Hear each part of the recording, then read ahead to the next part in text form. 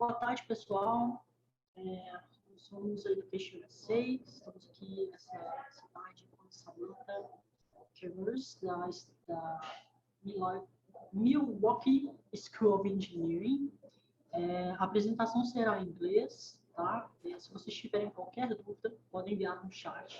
Nós vamos fazer um momento de perguntas e respostas ao final do ano, ok? Now I'm going to switch to English. Samantha, thank you very much again for being here with us this afternoon. Please, the floor is yours, and thank you very much. All right, thank you very much for giving me that introduction. Welcome to the webinar today. We're going to be talking about STEM education in the USA. So I am with the Milwaukee School of Engineering, and at the end of the presentation, I will talk a little bit about our institution. We are an engineering institution, so we specialize in STEM education at the university level in the United States. So that's what I'm going to be talking about today.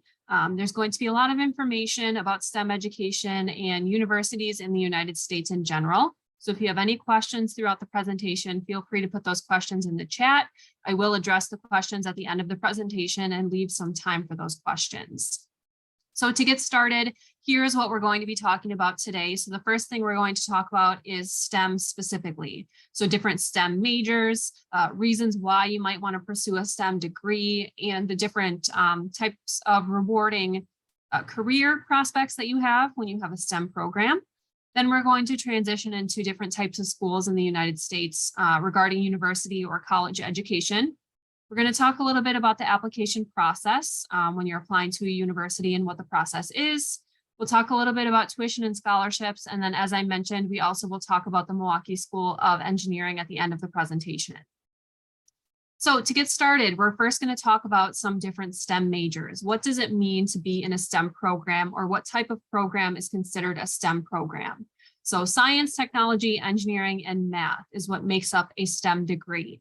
And you can see within each of these categories, there's many different types of programs, many different types of majors that you can pursue.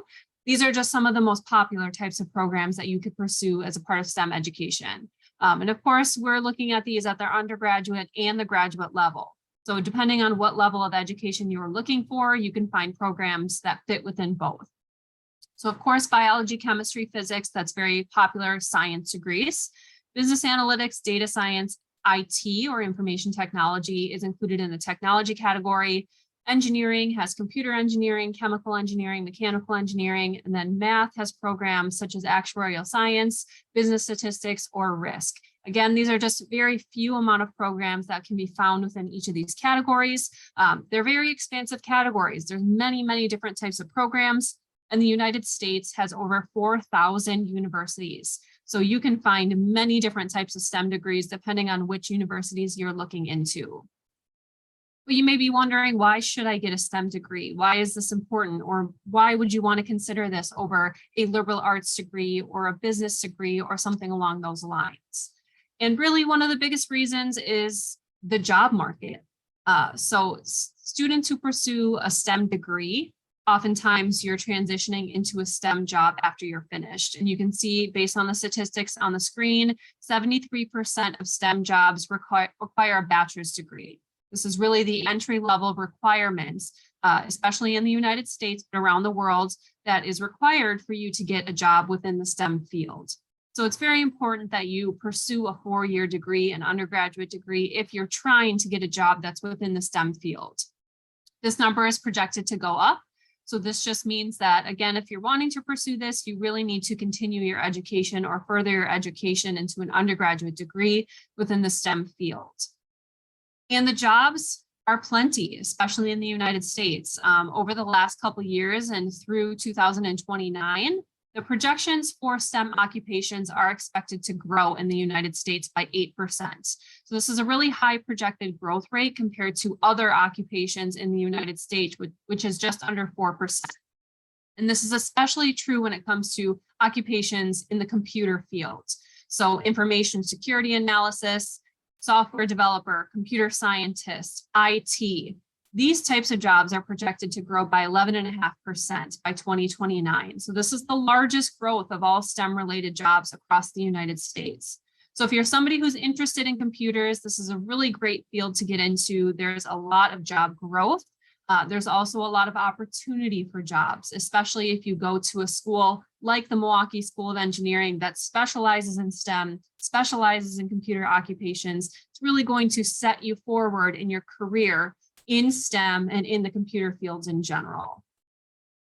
Now, when we're discussing the difference between undergraduate and graduate programs, right, you may be thinking, what type of degree is it that I need or I'm looking for in the United States? So when we refer to an undergraduate degree, this is someone who has finished high school. So you have a high school diploma, and this is the next level that you go on to in your education.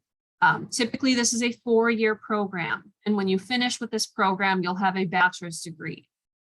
Full-time international students must study full-time in the United States for an undergraduate degree, and this is typically minimum 12 credits or higher.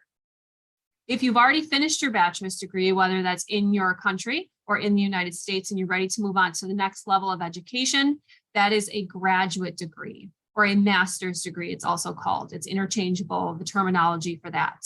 And for a graduate degree, you have to have a bachelor's degree. So that could be a Bachelor of Science, a Bachelor of Arts, a Bachelor of Fine Arts. There's a couple different names for a bachelor's degree, but you have to have that in order to move on to your graduate degree. This is typically completed in about 2 years, and full-time study for international students is about 9 credits. So when you move on to your graduate degree, you're really specializing in what you're most interested in. So if you got a mechanical engineering degree for your undergraduate degree, and then you go on to graduate school, you might then focus in aerospace engineering or manufacturing engineering. You're taking that bachelor's degree, you're moving to the next level, and you're really focusing and specializing on what you find most interesting in your education. So once you have your STEM degree, what can you do? What are your next steps? So again, this is referring to an undergraduate degree. Once you have your undergraduate degree, where can you go?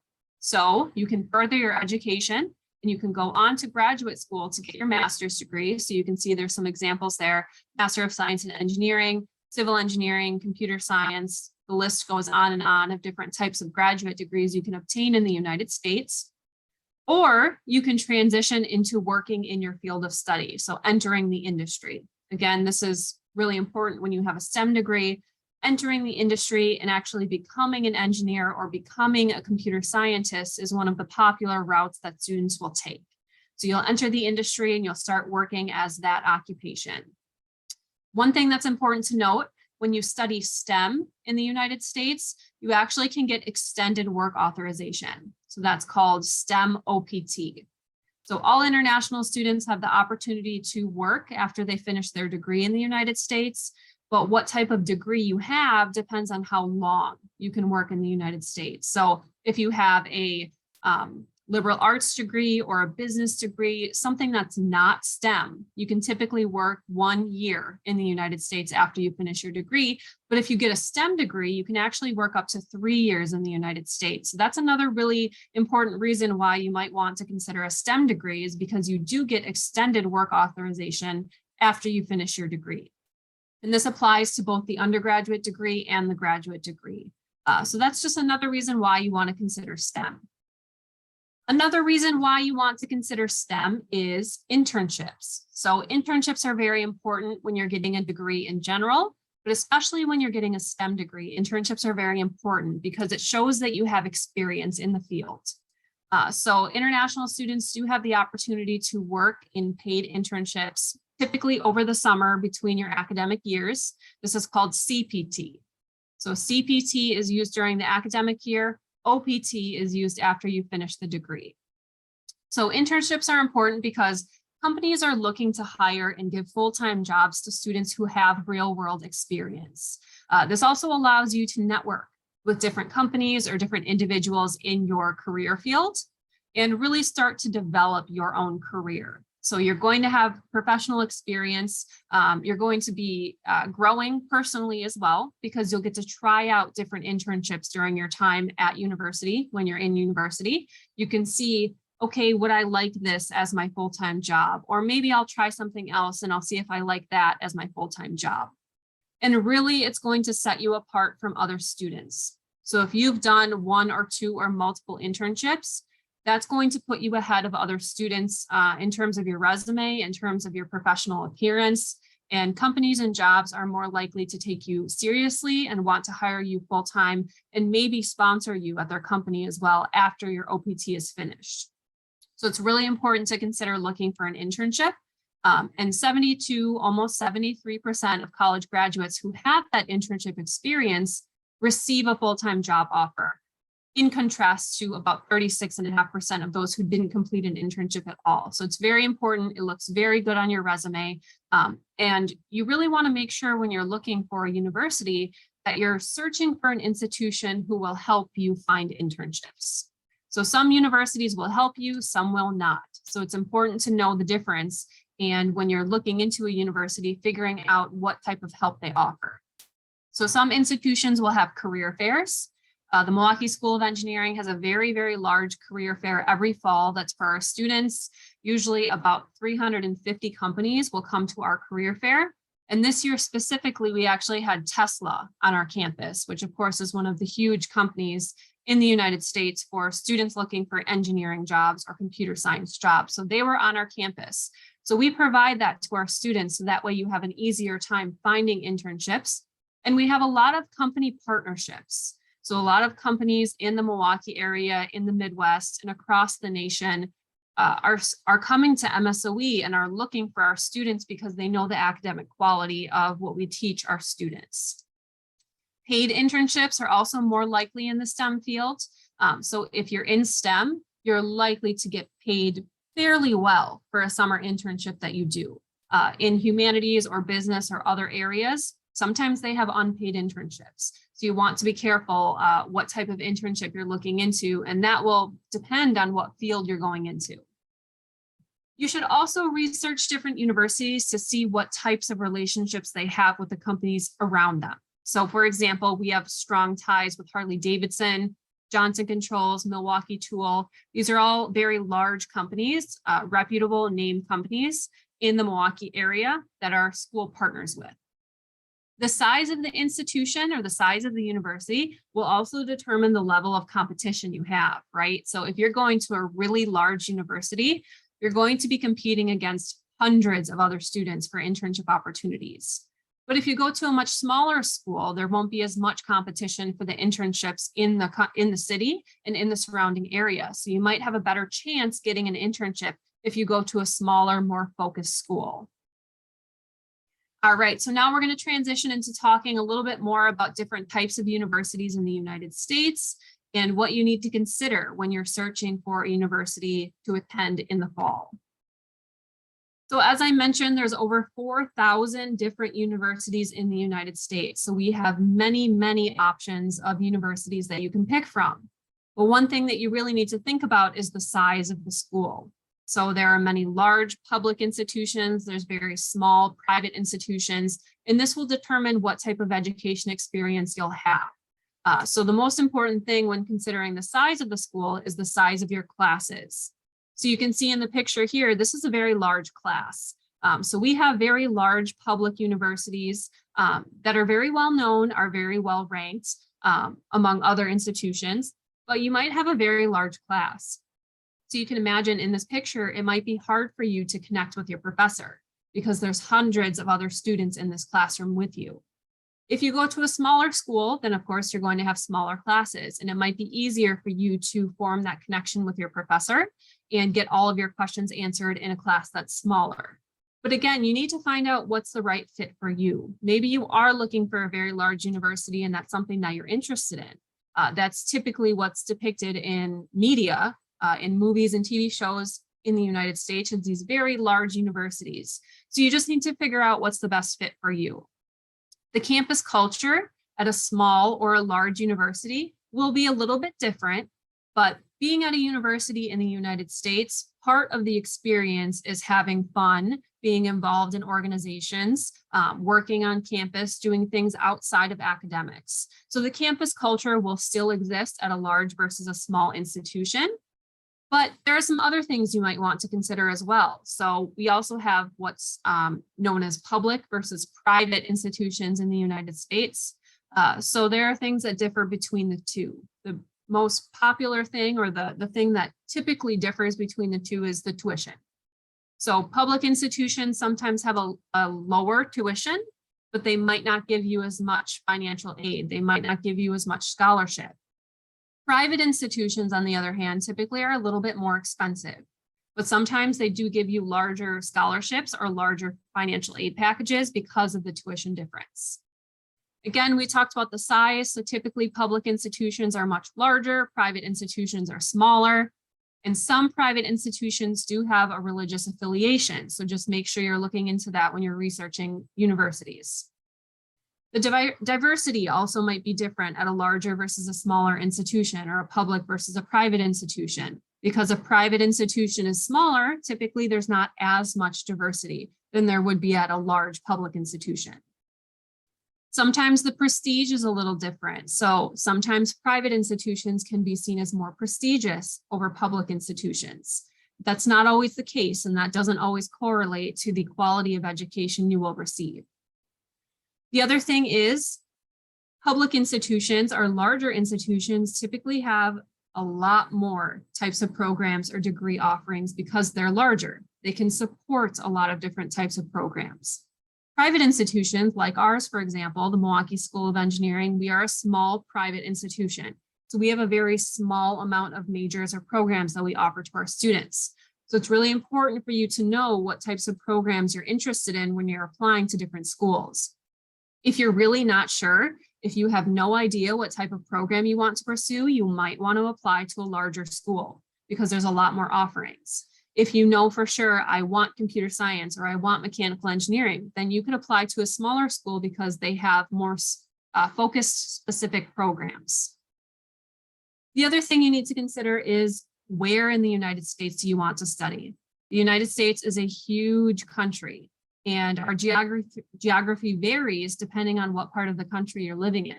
So we have many urban city locations where you would have a lot of access to public transportation and you'd be very easily able to get around the city. We have a lot of rural locations as well, where it's more country and not big cities. And maybe you're more interested in being involved in nature and you don't want to be in a big city. So you might like a rural location better. But then again, you need to consider the climate and weather. So it varies greatly depending on which location in the United States you're in. If you're towards the south, it's going to be warmer. It's going to be more of a tropical climate. If you're towards the west, it's going to be a little bit more dry and like a desert. If you're in the north, it snows. So it does get very cold. So you just need to consider which part of the United States do you want to live in and where you should consider looking for a university. The other thing you need to consider is campus resources. So what does the campus provide outside of academics that will help support me as a student? So the first is health and wellness. So of course, we want to make sure you're healthy. We want to make sure you're making good choices when it comes to your health. So look to see if the university has a weight room or has athletics that you can participate in, or if they have a community clinic on campus or a nurse practitioner, someone who can help you if you get sick. So health and wellness is very important. The second would be support outside of academics, right? So accommodations, if you have a learning disability or you need some type of support through advising or career services, any type of counseling that you might need from a counselor, how does that university support you outside of your academics? Then of course comes your academics. So how does the university make sure that you have access to tutoring and that you have academic support either from an advisor or from tutors or other students or professors on campus who are helping you do well in your academics? And then do they have a library for you to use their resources when it comes to writing papers in your classes and supporting your academic classwork? And then financial resources, of course, that's very important when you're considering studying in the United States. It can be very expensive. Education in the United States is very expensive depending on what type of school you're interested in. So what type of financial resources does that university offer? Do they have need-based financial aid? Do they have merit-based financial aid based on your academics? What types of scholarships do they offer? And are there any other services financially the university can help you with when it comes to reducing your costs of studying in the United States? One other thing that's important to remember is that typically You are required to live on campus your first and second year. There are some universities that do not require this, but it is pretty common among institutions in the United States. So you have to keep this in mind when you're thinking of the cost of living. Some universities will allow you to live off campus, or they will allow you to become a resident assistant within the dorms. And this typically can't be done until your second year, but this would allow you to have free housing or meals if you become a resident assistant. So just know that living on campus is something that is likely going to be required, but there are benefits to living on campus. So typically, if you live on campus, all of your expenses are going to be included in the cost of living. If you live off campus, you're going to be responsible for all of that. So that would include your rent or the price of the unit that you're living in, the different utilities. So by utilities, that means your electricity, your water, your trash removal, your internet services. If you live off campus, you're responsible for all of that. So if you live on campus, it's included in the cost of living. If you live on campus too, you also are able to make friends very easily because you're going to be surrounded by other college-age students, students who want to make friends, who want to be involved. So if you live on campus, you're going to be able to build that community really easily. But if you live off campus, you might have more privacy. So living on campus, you're going to be surrounded by other students all of the time, which is great most of the time, but maybe sometimes you're looking for some more privacy. So you live off campus, you have access to more privacy. If you live off campus too, you also have a year-long housing option, right? If you live on campus, you're only here for the academic year. And then during the summer, you return back to your home country or you do an internship over the summer. So just some pros and cons to living on versus off campus. But now we're going to talk a little bit about the application process itself and what you have to do to apply to get into a university in the United States. A lot of the time, universities have different requirements, but for the most part, it's fairly common, the different types of documents that you'll need. So the first thing you need to consider is, are you applying to a university that has regular admission or rolling admission? And what's the difference between the two? So rolling admission means that there is no deadline for when you have to apply by. Typically, you'll apply, you'll submit your documents, and you hear back pretty quickly on if you're admitted into the university.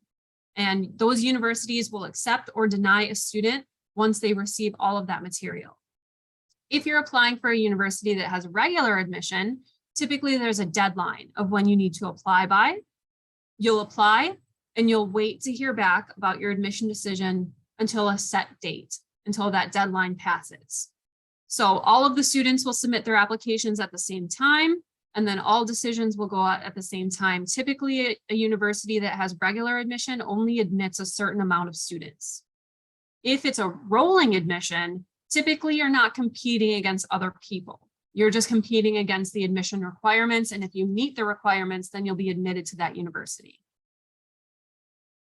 For the most part, these documents on the screen are fairly common at universities in the United States. So the first is the application itself. And this can either be free or have an application fee. So just make sure you're checking the requirements when you're submitting an application.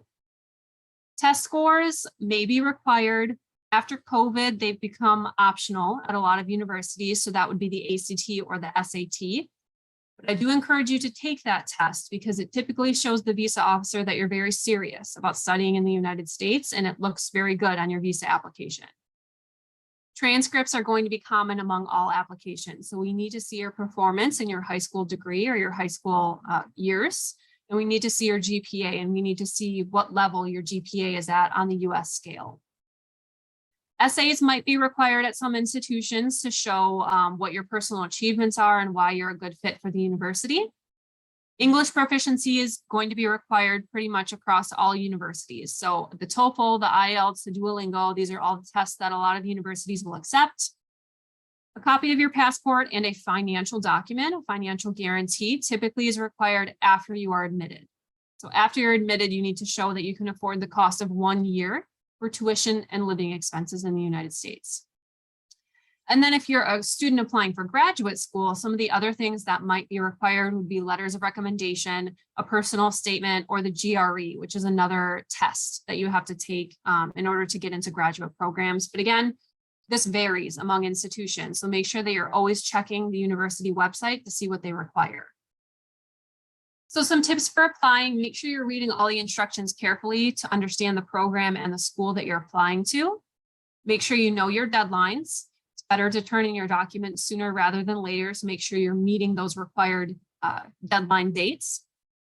Making sure that you're turning in all of your documents as they are requested. So some schools will require official documents, many will not. The Milwaukee School of Engineering, we don't require official documents until you're actually on campus. And then making sure you're providing all the requested documents in a clear manner to make sure that your application looks really good and that you're having that competitive advantage over other students. So if you want to have that competitive advantage, make sure you're following some of these tips. So make sure you are exceeding the admission requirements. So if you're turning in a test score, or if you're turning in your high school transcripts, make sure you are exceeding the requirements and not just necessarily meeting the requirements. We want to see you exceeding the requirements. Showcase your community involvement, so that way we can see how you're involved, whether you're volunteering or you have a job, or you're involved in organizations or clubs at your high school. This is great to see. Make sure your essay is unique. So make sure you're talking about things that are setting you apart from other students. So again, that's showcasing your involvement in high school, talking about your academics, showing why you're interested in that school or that program, and then completing your application early. So again, making sure all of that stuff is turned in before the deadline. It shows that you're really dedicated and you're really interested in that university and that program. So you may be wondering more about tuition and scholarships. This is a very popular question that we receive from our students. They want to know, what does the financial access look like for international students in the United States? What type of opportunities do I have to get some of those scholarships or those financial opportunities? So I already mentioned this. You have to know your financial ability when you're applying to different schools. So you need to be able to show or prove the cost of tuition, living expenses, and health insurance for 1 year of study. Most universities will send you a form that looks like the picture on the right that will show your sources of supports. So you have to have that proof typically to even get your I-20, which is the document that you need to apply for a visa. And it is often mandatory to get health insurance when you're applying to go to university in the United States. This is typically a requirement to have health insurance. So tuition, living expenses, and health insurance is what you need to account for. And you need to be able to prove that through a financial document. There are some types of aid that comes from the institution itself or the university that you're applying to. And then there's other aid that you are responsible for covering. So you may be eligible for a scholarship from the university you're applying to. A lot of universities will provide a merit-based scholarship, which is based off of your incoming academics, so your incoming GPA. The Milwaukee School of Engineering does provide a pretty large merit scholarship for accepted students, but then there are some other institutions that also provide need-based aid. So that would be based on your family's financial situation. That is not as common as merit-based aid, but you still can find some universities who will offer the need-based aid. International students are not eligible for US federal aid. So after you receive that merit scholarship or that need-based aid, the rest of the funds do have to be provided by the student or by the family. So you can sometimes find government scholarships through your home country.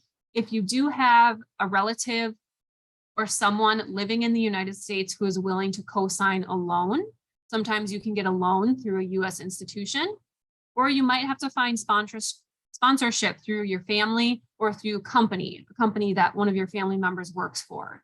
So there's some ways that you can find aid in your home country. Unfortunately, the cost of education in the United States is expensive, and there will be a remaining balance unless you are a lucky student who's able to get a fully funded or close to fully funded scholarship, but those are very hard to find. So just know that you do have to have some type of aid provided from the student or from your family. We talked a little bit about the cost of living. So health insurance is one of the things you need to consider. Like I said, this is typically required for international students to study in the United States, and you can see the cost there. That's typically per year what you can expect to pay for health insurance. If you're living off campus, again, you need to consider the cost of monthly living. So that would include rent, utilities, food, transportation. If you're living on campus, a lot of that will be covered in your living expenses through the university. But just know that these are some of the other things you need to consider when it comes to studying in the United States. So that is the first part of the presentation where we're talking about STEM education in the USA. Now I'm going to switch over to the Milwaukee School of Engineering, tell you just a little bit about our university, the types of programs that we have, and what we can offer to you. So this first picture is our computer science facility. This facility is only about 2 years old, so it's very new, it's very up to date, and we actually have a supercomputer inside this building. So if you are interested in computer science or software engineering, this is a really great facility for you to use because we focus on artificial intelligence in this building. So if you are unfamiliar with our university, we are a pretty highly ranked undergraduate engineering university in the United States. So we are ranked number 10 in the United States for engineering. We do offer other programs outside of engineering. We have a really great nursing program, which of course is also a STEM program. We offer business as well, and we have a few other programs such as computer science or actuarial science as well. But the one theme of our university is we are a STEM institution. So you can see we have a few programs that are also ranked in the top 10 listed on the screen. And this is because we have an application-oriented curriculum. So what that means is we are extremely hands-on. So when you come to our university, you're going to be in the class learning your theory, but then also in the lab doing hands-on work on the machines, the tools, and the equipment that are needed for you to be successful in your program. Again, as I mentioned, we have a computer science program and we focus on artificial intelligence and machine learning. And we have a supercomputer on our campus. So if you're interested in STEM, this could be a great opportunity for you. And we are located in the Midwest region of the United States. So we are in the state of Wisconsin, in Milwaukee, and that's about 90 miles or 90 minutes, I should say, north of Chicago. So very close to one of the largest cities in the United States. And Milwaukee is the largest city in the state of Wisconsin with 1.6 million people. We are located on the shores of Lake Michigan, so you can see the Great Lakes there up the top part of the picture. And we do get all 4 seasons, so it does snow in Wisconsin. We are going into the winter season now. Milwaukee is a very beautiful, friendly, clean, safe, and fun city. We are located in the downtown part of Milwaukee, so it's very easy to walk to different museums, parks, sporting events.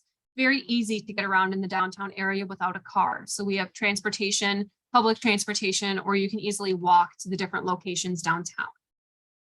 We are a small private university, so we have just about 3,000 students on our campus, closer to about 150 international students now with about 40 different countries represented. And we do have some international faculty who teach some of our classes as well. But again, we are focused on the practical application of what you're learning in the classroom. So when you leave MSOE, you're going to be very well prepared to jump into your career right away because you'll been exposed to everything that you need in your classes when you're on campus and when you're learning in the classroom. These are the different programs that we offer. So these are all of our undergraduate programs. You can see we kind of have 4 different areas. So building and construction, computer, engineering, and then our math, business, nursing area. So our engineering programs and our computer programs are very popular. Mechanical engineering and computer science are 2 of the largest programs that we offer. So if you're interested in any of these majors, because we have such a small offering, we're able to put a lot of our resources into these programs. So all of the money that we have on campus goes right into these programs, and we have really new up-to-date technology, just like the supercomputer, to aid in your studying. What makes us different from other universities? The first is that we are direct entry. So what that means is when you're admitted into MSOE, you're also admitted into the program of your choice immediately. You don't have to apply again to get into the computer science program or to get into the mechanical engineering program. You are admitted automatically. So make sure you're considering this when you're looking at other universities, because if you're looking at large public universities in the United States, they often have what's called pre-engineering or pre-nursing, where you're admitted into the university, but you're not admitted into the program until you complete 1 or 2 years of general prerequisite courses. So that does not exist at our university. You start taking major specific coursework in the very first term. I also mentioned that we have a lot of labs. So over 600 hours of lab time through 4 years of study, meaning you're going to be learning in a hands-on way, and you're going to be prepared for your career when you leave. We also have small class sizes, so about 20 to 25 students per class, and all of our professors actually have industry experience, so we don't have any teaching assistants. Again, some large universities in the United States utilize teaching assistants. So you need to know the difference between a class that's taught by a professor or taught by a teaching assistant. We also have a 4-year graduation guarantee. So as long as you're passing your classes and you're doing well in your program, you're going to graduate within 4 years. Now, when we're talking about the cost of education at MSOE, right? We're a private university. So our tuition is a little bit higher than some other public institutions. And you can see I have tuition and fees, living expenses, health insurance for a total of about $61,000.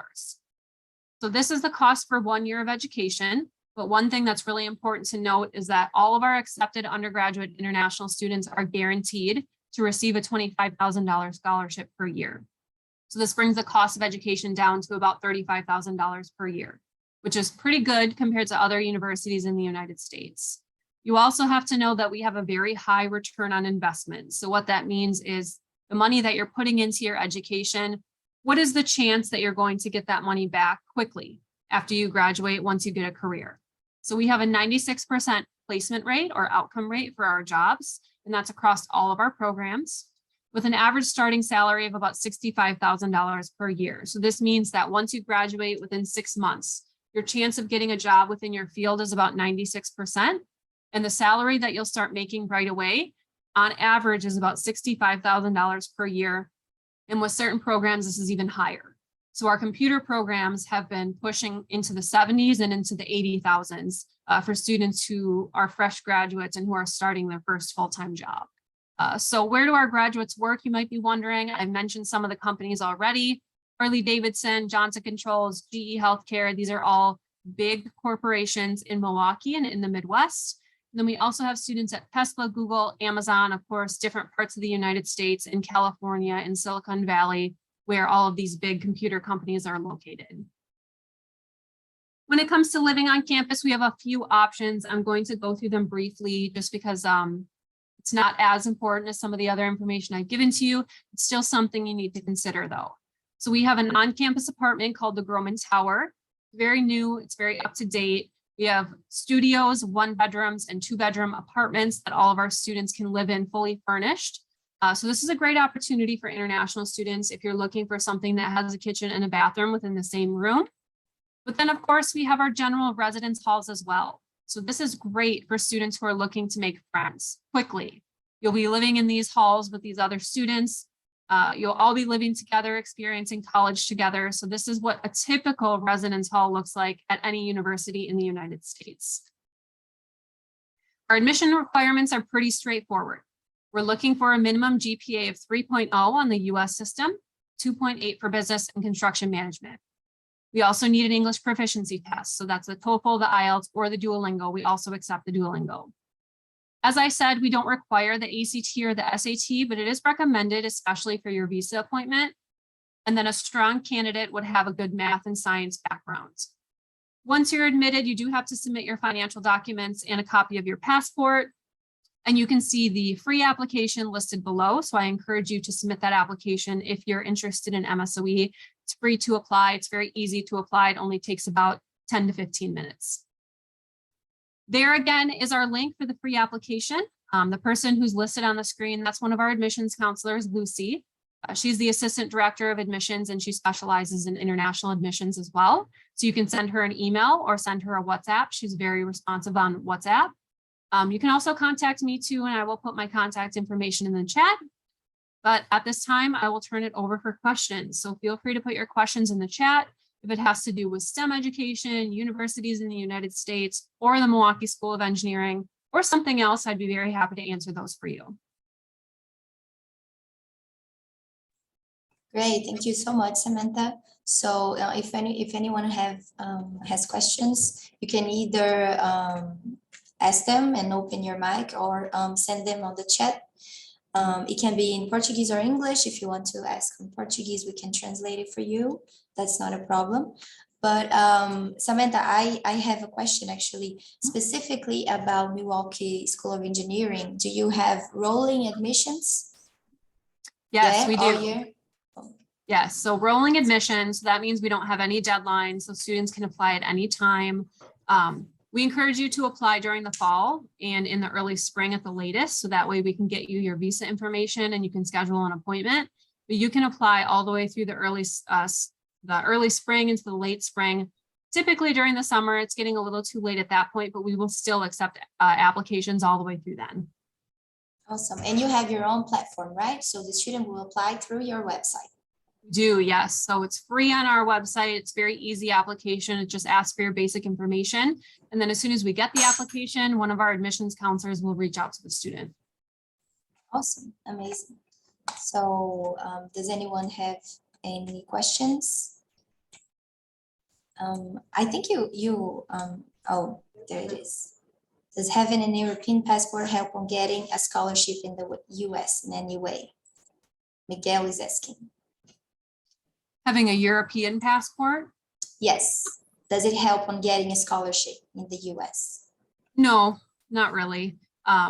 We are looking at your academic credentials, right? So we're looking at how you performed in your high school and on your tests. We're not looking at where you're from. Some schools might have some additional scholarship opportunities based on where you are from, whether that's to try to increase a number of applications from that region or other reasons. There may be some opportunity, but overall, having a European passport is not going to change your scholarship opportunity or credential to get a scholarship. Any other questions? I do have a question, Samantha, about transfer students. The GPA requirement is the same, and how does it work specifically for Milwaukee? Yes, so the GPA requirement is the same. If you have a transfer student, someone who's already at the university level and wants to transfer, we do consider all transfer students. But if you're trying to transfer and you're trying to transfer credits in, we do have to see a full and complete syllabus for every class you're attempting to transfer in.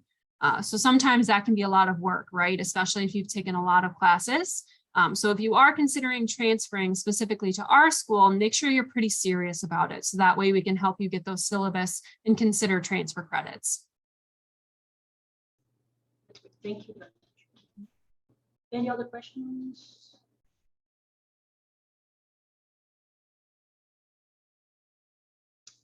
I think, oh, there you go, Julia. We have a question. Do you have any program, like an exchange program for the students to visit European, other universities in Europe specifically? This is a question from Lucas. Yes, we do. So we have an exchange program with a university in Germany.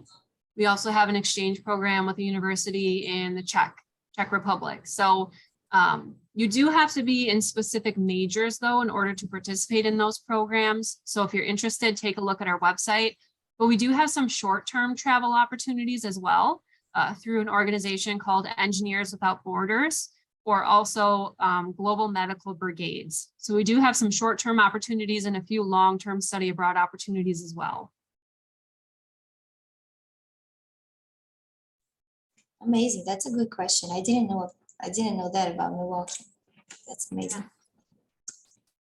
Yeah. Okay. Any other questions? No? I will put my email address in the chat right now. Yeah, please do. Yeah. And my WhatsApp. I'll put my WhatsApp.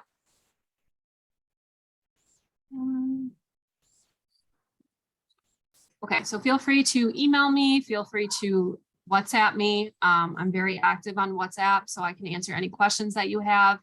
Of course, if you have anything additionally, please type it in the chat right now. I'll stick around for just a few more minutes, but I want to thank everyone so much for joining today, listening to STEM education in the USA, hearing a little bit more about the Milwaukee School of Engineering. I hope it's helped you in your university preparation, and I hope to hear from you in the future and see your application. Thank you so much, Samantha, for being here with us today, for the very thorough presentation. It was really, so it was great to hear more about your programs and your opportunities. And thank you so much for talking about the application process to the US in general. And, you know, then started to talk about your university specifically. That was great. So thank you so much for being here today. Of course. Thank you, everyone. Thank you. Obrigada, pessoal. Até a próxima. Thank you, Samantha. Thank you so much. Bye. Bye bye. Você quer ver a explicação?